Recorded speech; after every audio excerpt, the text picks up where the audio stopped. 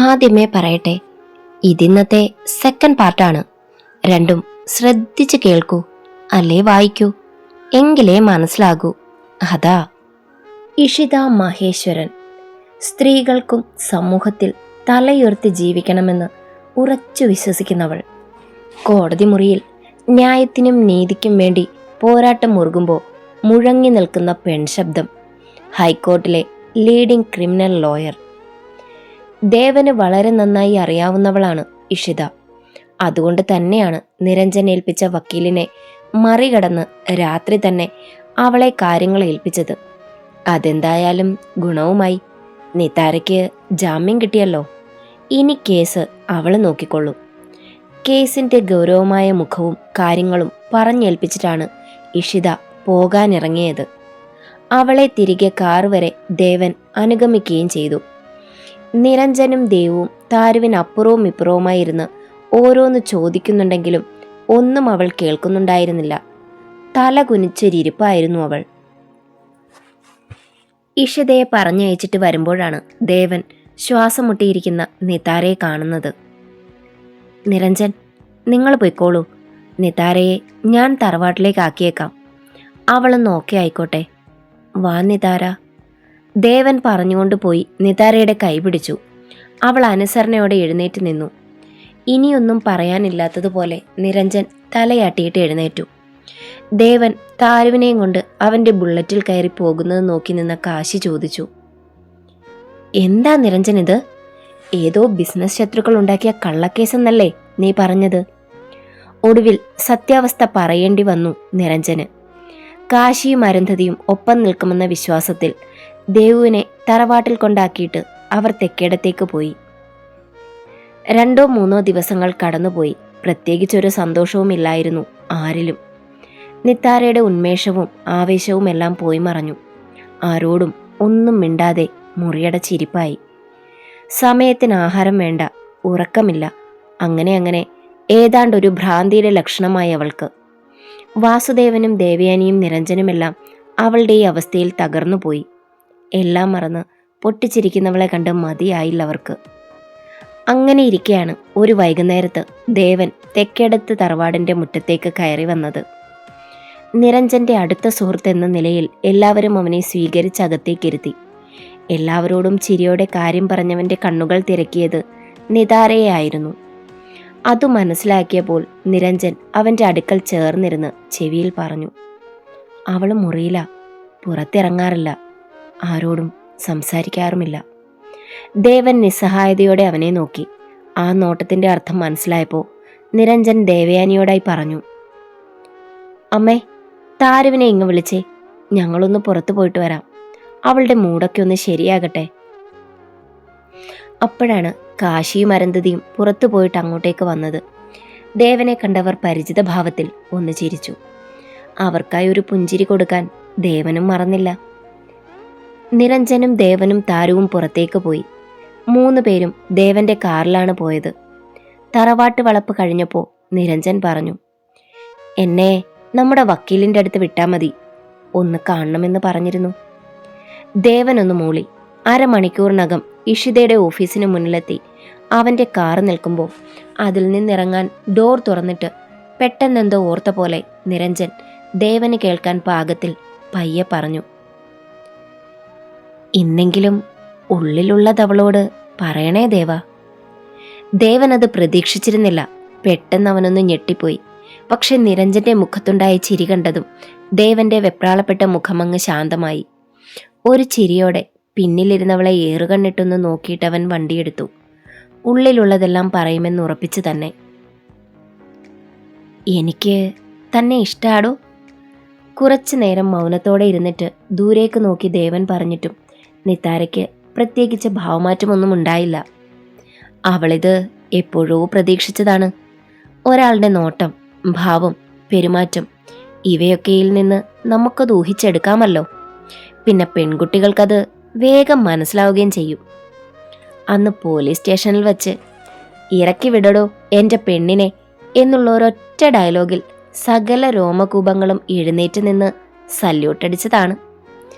സായാഹ്ന വെയിലിങ്ങനെ ചിന്നിച്ചിതറി തെറിക്കുന്ന ഒരു കുന്നിൻപുറത്താണ് അവരുടെ ഇരിപ്പ്. അവിടെ ഉണ്ടായിരുന്ന ബെഞ്ചിൽ ഇങ്ങനെ ദൂരെ ആകാശം ഭൂമിയെ ചുംബിക്കുന്ന ചക്രവാളത്തിലേക്ക് നോക്കി ഒരിരിപ്പ്. ഞാനൊരാളെ കൊന്നിട്ടുണ്ട് ദേവ്. അവളുടെ മറുപടി അതായിരുന്നു. ദേവൻ അതൊട്ടും പ്രതീക്ഷിച്ചില്ല. എന്തോ കള്ളക്കേസ് അല്ലെങ്കിൽ തെറ്റിദ്ധാരണ. അതിനപ്പുറം അവൾ തെറ്റ് ചെയ്തു എന്ന് പോലും വിശ്വസിക്കാൻ അവന് വയ്യ. എന്താടോ ശരിക്കും ആ രാത്രിയിൽ ഉണ്ടായത്? ദേവു എത്ര ചോദിച്ചിട്ടും താനൊന്നും പറഞ്ഞില്ല എന്ന് പറഞ്ഞു. എന്നോടെങ്കിലും പറയേ. നിതാര അവനെയൊന്ന് നോക്കി. ഇപ്പോഴവൻ അവൾക്ക് നേരെ തിരിഞ്ഞാണിരിക്കുന്നത്. ആ കണ്ണുകളിൽ നിരാശയുടെ ചുവപ്പ് പടരുന്നത് അവൾ കണ്ടു. വേദനയോടെ നിതാര പറഞ്ഞു, എനിക്ക് അറിയില്ല ദേവ്. എനിക്കൊന്നും ഓർമ്മയില്ല.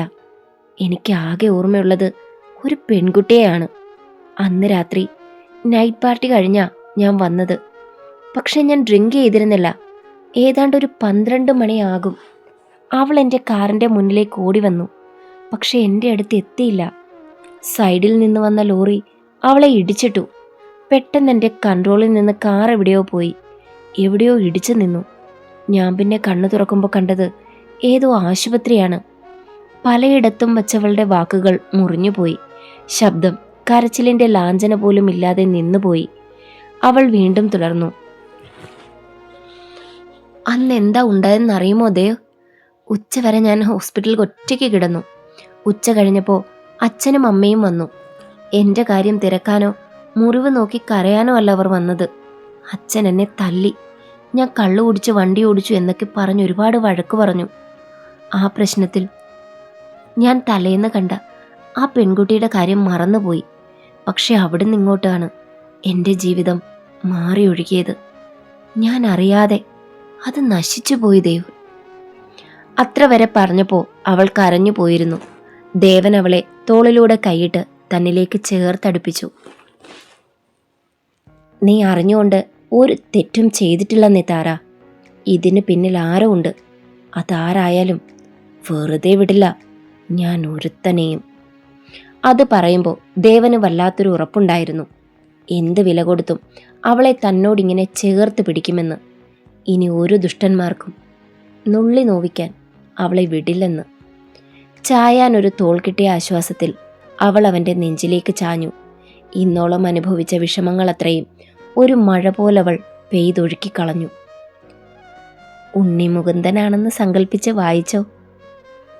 വീണ്ടും കാലചക്രത്തിലെ ദിവസങ്ങൾ കൊഴിഞ്ഞുപോയി.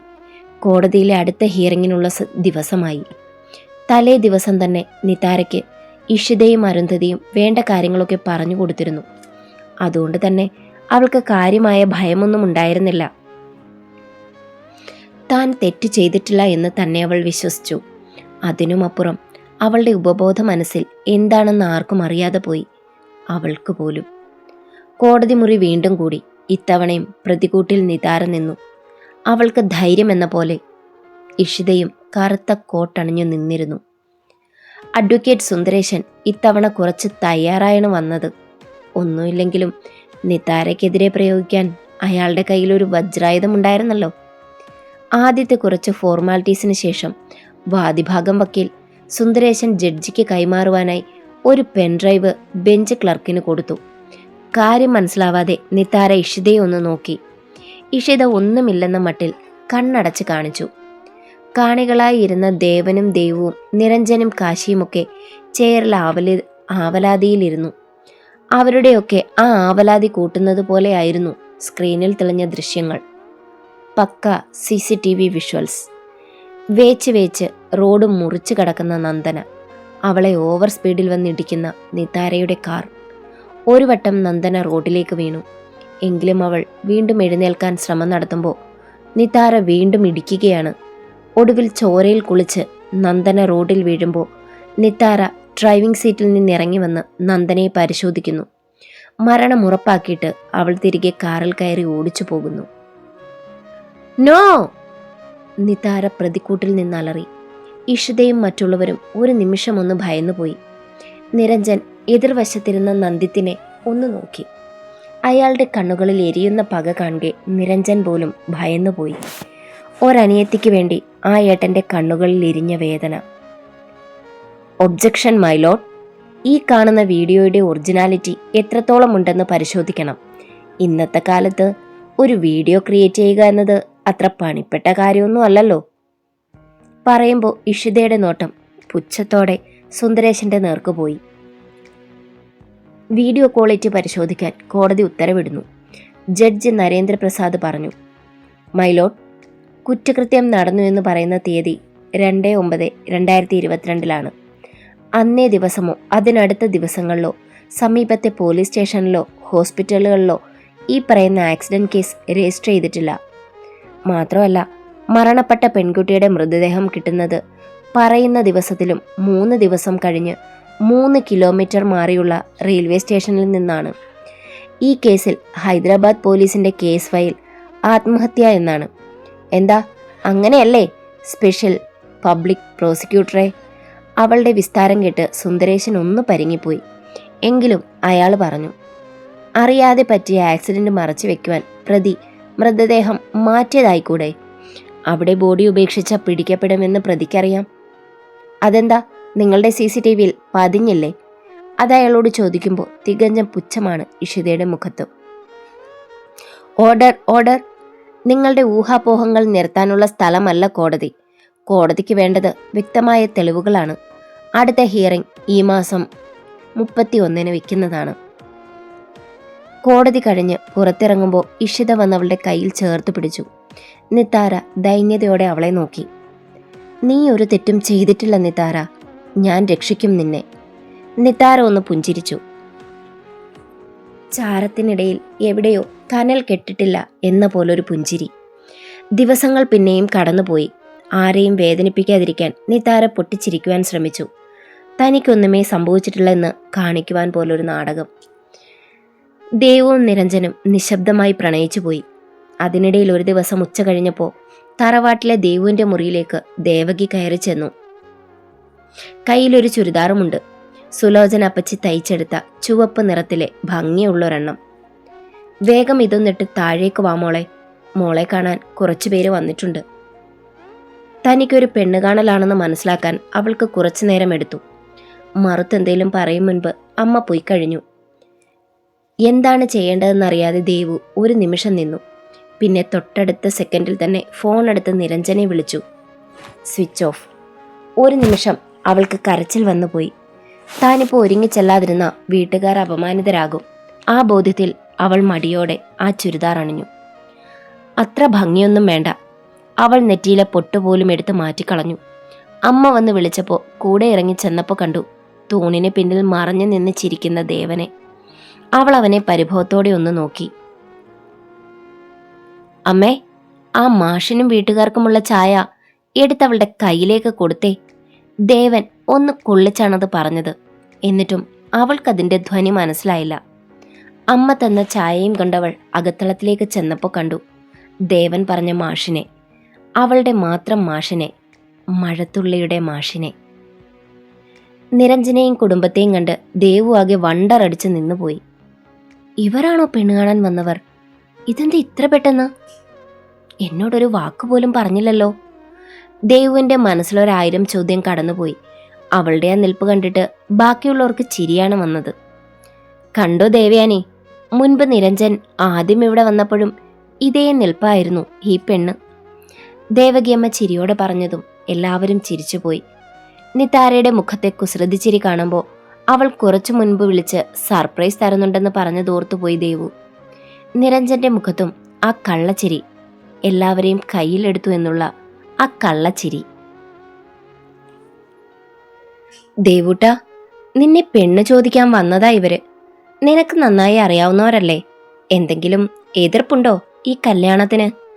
മുത്തശ്ശൻ ചോദിച്ചത് കേട്ടവൾ എന്തു പറയണമെന്നറിയാതെ കുഴങ്ങിപ്പോയി. മനസ്സ് നിറയെ സന്തോഷമാണെങ്കിലും എന്തോ ഒരു നാണം. എല്ലാവരും ചുറ്റും കൂടി നിൽക്കുന്ന ചമ്മലുമാകാം. അവൾ പതിയെ ഒന്ന് തലയാട്ടി. അല്ലെങ്കിൽ കഴുത്തിനു ചുറ്റും നാക്കുള്ളവളാണ്. നോക്കിക്കേ, ഇപ്പം മിണ്ടുന്നോ എന്ന്. സുലോചന അപ്പകൂടി കളിയാക്കിയതോടെ ദേവു ചമ്മി നാണം കെട്ടു. അപ്പോഴാണ് തൂണിന് പിറകിൽ നിന്ന് ചിരിക്കുന്ന ദേവനെ അവൾ കണ്ടത്. ഇതൊന്ന് കഴിഞ്ഞോട്ടടാ തെണ്ടി, നിനക്കുള്ളത് ഞാൻ തരുന്നുണ്ട് എന്നവൾ മനസ്സിൽ പിറുപിറുത്തുപോയി. എന്നാ നമുക്ക് ഈ ബന്ധം അങ്ങ് ഉറപ്പിക്കാല്ലേ? വാസുദേവൻ നിറഞ്ഞ ചിരിയോടെ ചോദിച്ചതും മുത്തശ്ശൻ തലയാട്ടിക്കൊണ്ട് പറഞ്ഞു, എൻ്റെ മൂത്ത മകനാ സുദേവൻ. ദേവുവിൻ്റെയും ദേവന്റെയും കല്യാണം ഒരുമിച്ച് നടത്തണമെന്ന് അവന് വലിയ ആഗ്രഹമായിരുന്നു. അർദ്ധോക്തിയിൽ മുത്തശ്ശൻ അത് പറഞ്ഞു നിർത്തുമ്പോഴാണ് വാസുദേവൻ അടുത്ത ബോംബ് പൊട്ടിച്ചത്. അതുകൂടി പറയാനാ ഞങ്ങളിപ്പോൾ വന്നത്. ഇവിടുത്തെ ശ്രീദേവന് വേണ്ടി ഞങ്ങളുടെ മോളെ ആലോചിച്ചാലോ? സംഭവം കുറച്ച് ക്ലീശയൊക്കെ ആണെങ്കിലും നമ്മുടെ കുട്ടികൾ ഒരു വീട്ടിലുള്ളപ്പോൾ അതൊരു മനസമാധാനമാണ് കേട്ടോ.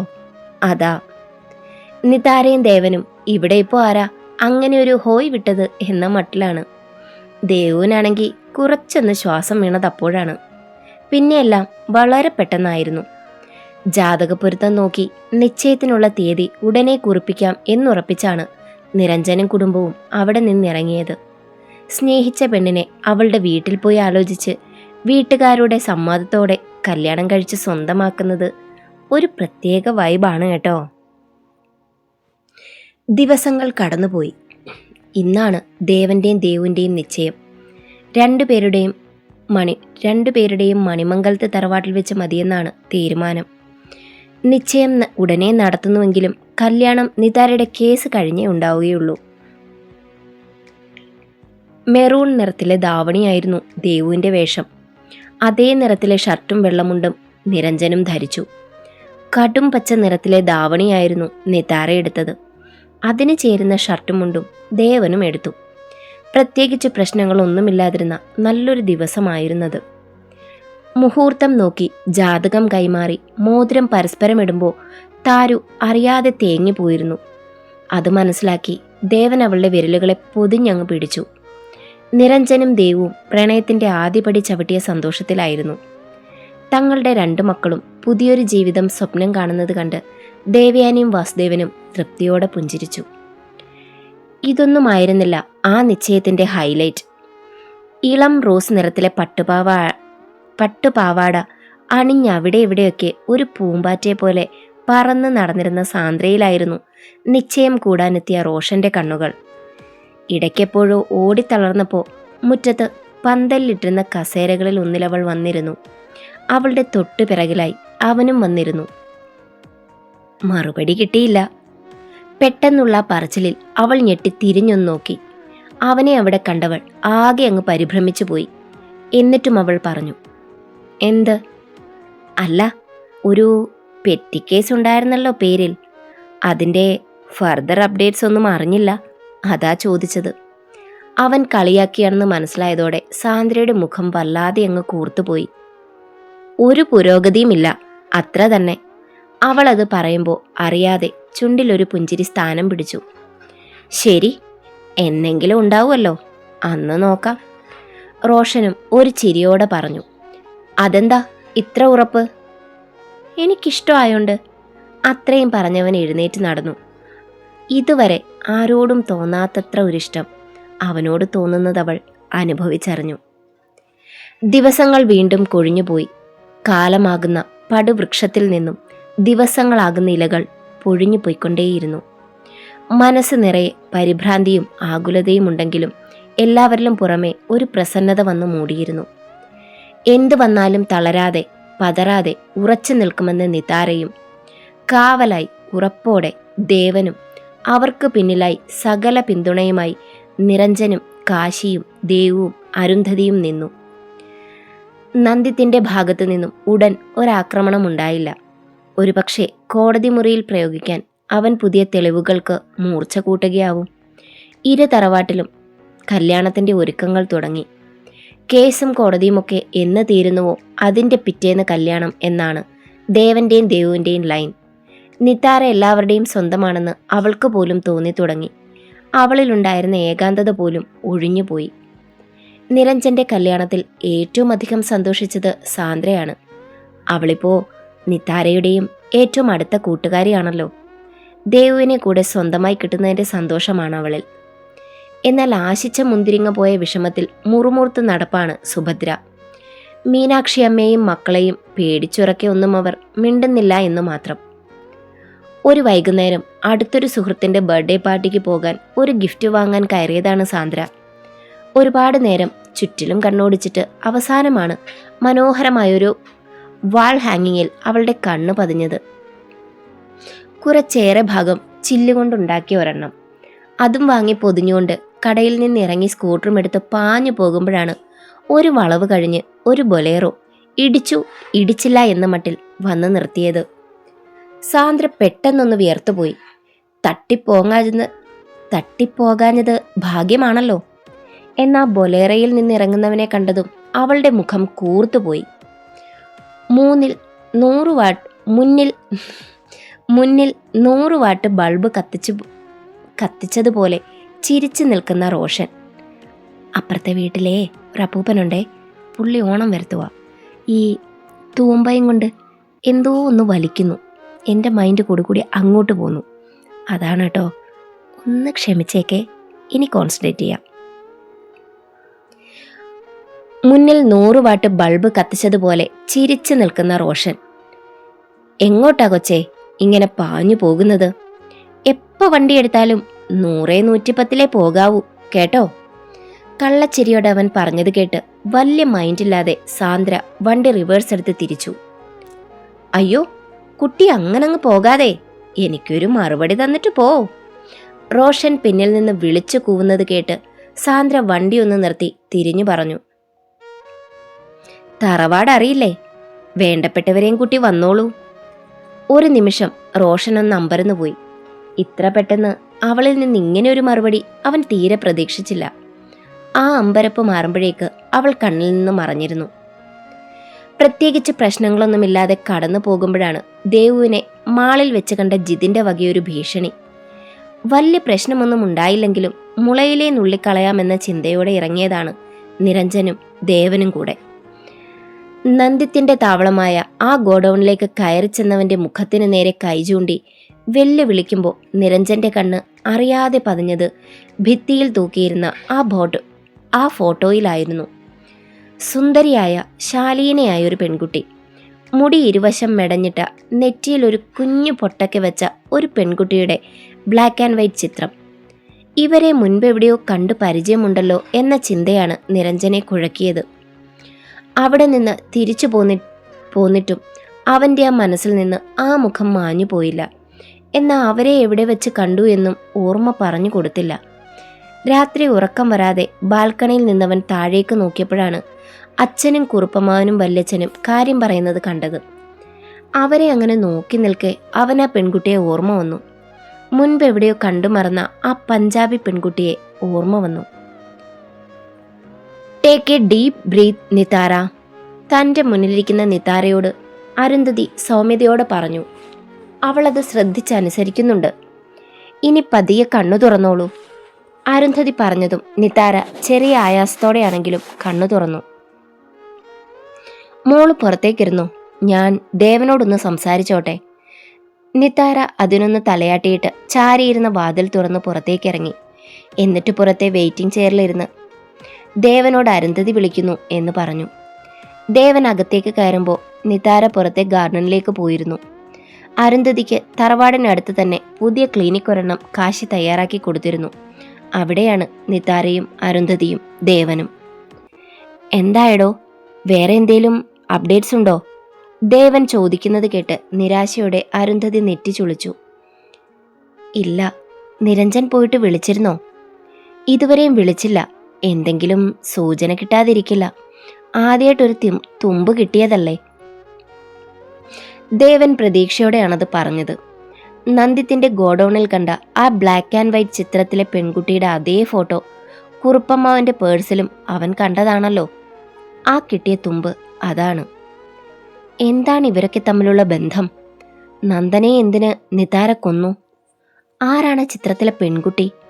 അവരും കുറുപ്പമ്മാവനും തമ്മിൽ എന്താണ് ബന്ധം? അതിനൊക്കെയുള്ള ഉത്തരം തേടിയാണ് നിരഞ്ജനും ദേവുവും രാവിലെ ഹൈദരാബാദിലേക്ക് തിരിച്ചത്. ഹൈദരാബാദ് വെച്ച് കുറുപ്പമ്മാവനുണ്ടായ ആ പഞ്ചാബി കാമുകിയെ കണ്ടെത്താൻ. നിരഞ്ജൻ, നമ്മൾ ഹൈദരാബാദ് പോയിട്ട് എന്ത് ചെയ്യാനാ പ്ലാൻ? ഫ്ലൈറ്റിൽ അവൻ അടുത്തായി ചേർന്നിരിക്കുമ്പോൾ അവൾ ചോദിച്ചു. അമ്മയുടെ കല്യാണം കഴിഞ്ഞിട്ടാണ് അമ്മാവൻ ഹൈദരാബാദ് പോയതെന്നാണ് എൻ്റെ അറിവ്. ആദ്യം ഏതോ കമ്പനിയിൽ അക്കൗണ്ടൻ്റ് ആയിരുന്നു. പിന്നീടാണ് ബിസിനസ് അച്ഛനൊപ്പം തുടങ്ങുന്നത്. അപ്പം ആ കാലത്തിൽ എപ്പോഴും അടുപ്പത്തിലായതാവും ഈ സ്ത്രീയുമായിട്ട്. അവിടെ ചെന്ന് അമ്മാവൻ്റെ കാര്യങ്ങൾ അന്വേഷിച്ചു വരുമ്പോൾ ഈ സ്ത്രീയെ പറ്റിയും വിവരം കിട്ടുമായിരിക്കും. നിരഞ്ജൻ പറയുന്നത് കേട്ട് അവളൊന്ന് മൂളി. തൊട്ടടുത്ത നിമിഷം തന്നെ അവൾ അടുത്ത ചോദ്യം ചോദിച്ചു. നമ്മൾ ഈ കിടന്നോടണോ? അമ്മാവനോട് ബാക്കി ഡീറ്റെയിൽസ് ചോദിച്ചാൽ പോരെ? ഇതാരോടും ഒന്നും പറയാണ്ട് ഒരു യാത്ര, ഇത് വേണമായിരുന്നോ? ദേവ് ചോദിക്കുന്നത് കേട്ട് നിരഞ്ജൻ അവളുടെ മുഖത്തേക്കൊന്ന് സൂക്ഷിച്ചു നോക്കി. എന്നിട്ടൊരു നിശ്വാസത്തോടെ പറഞ്ഞു, ദേവു, നിനക്ക് ഓർമ്മയുണ്ടോ അന്ന് കമ്പനിയിൽ നിന്ന് ഫയൽസ് ചോർന്ന ദിവസം? അന്ന് ഞാൻ പരിശോധിക്കാതെ വിട്ട ഒരു സിസ്റ്റം, അത് അമ്മാവൻ്റേതായിരുന്നു. അവിടെ നിന്റെ സിസ്റ്റത്തിൻ്റെ പാസ്വേഡ് അറിയാവുന്ന ഒരേ ഒരാൾ അത് അമ്മാവനാണ്. ദേവുവിൻ്റെ കണ്ണ് മിഴിഞ്ഞുപോയി. കുറുപ്പമ്മാവൻ ചതിക്കുകയോ? വിശ്വസിക്കാനായില്ല അവൾക്ക്. നിരഞ്ജൻ എന്ന് വച്ചാ? നിരഞ്ജൻ ഒന്ന് മൂളിയിട്ട് തുടർന്നു. നന്ദിത്തും അമ്മാവനും തമ്മിൽ എന്തോ ബന്ധമുണ്ട് ദേവു. അത് കണ്ടെത്തണം. അത് മിക്കവാറും ആ സ്ത്രീയായിരിക്കും. പ്രണയം അന്ധനാക്കും, ഭ്രാന്തനാക്കും എന്നൊക്കെയല്ലേ? ചിലപ്പോൾ അമ്മാവൻ അവർക്ക് വേണ്ടി നമ്മളെ ചതിച്ചതാവാനും മതി. അമ്മാവൻ ചതിച്ചു എന്ന സത്യം പൂർണ്ണമായും ഉൾക്കൊള്ളാനാകാതെ നിരഞ്ജനും അങ്ങനെ പറഞ്ഞു. ഹൈദരാബാദ് എത്തി. ഇത്തരത്തിലൊരു കാര്യത്തിന് തിരിച്ചുവരവുണ്ടാവില്ലെന്ന് കരുതിയതാണ്. ടാക്സി പിടിച്ചവർ നേരെ പോയത് നിരഞ്ജന്റെ വീട്ടിലേക്കാണ്. അവരുടെ നിശ്ചയം കൂടാൻ വേണ്ടിയാണല്ലോ അമ്മാവൻ നാട്ടിലെത്തിയത്. വീട്ടിൽ ചെന്നയുടനെ ഫ്രഷായി വന്ന് ഓർഡർ ചെയ്ത ഭക്ഷണവും കഴിച്ചവർ ഇറങ്ങി. ആദ്യം പോയത് കുറുപ്പമ്മാവൻ്റെ പഴയ ചില ചങ്ങാതിമാരെ കാണാനാണ്. ആദ്യം 2-3 പേരൊക്കെ പിടിച്ചിരുത്തി വിശേഷം തിരക്കിയെങ്കിലും അവർക്കാർക്കും നിരഞ്ജൻ അറിയേണ്ടിയിരുന്ന കാര്യം അറിയില്ലായിരുന്നു. കുറുപ്പമ്മാവൻ്റെ പ്രണയബന്ധത്തിൻ്റെ കാര്യം. ഒടുവിൽ പ്രതീക്ഷ നഷ്ടപ്പെട്ട് കയ്യിലുണ്ടായിരുന്ന അവസാന ആളുടെ വിലാസത്തിലേക്ക് അവർ ചെന്നു. കുടവയറും കഷണ്ടിയും വെച്ചൊരു കോട്ടയംകാരൻ പീതാംബരക്കുറുപ്പിൻ്റെ അനന്തിരവനാണെന്ന് കേട്ടതും അയാൾ ആവേശത്തോടെ അവനെ അകത്തേക്ക് ആനയിച്ചു. അയാളിൽ നിന്നവന് വേണ്ട വിവരങ്ങൾ കിട്ടി. പീതാംബരക്കുറുപ്പ് ഒരു രഹസ്യ വിവാഹം കഴിച്ചിരുന്നതായും അതിലൊരു കുഞ്ഞുണ്ടായിരുന്നതുമായ പരമരഹസ്യം. തുടരും.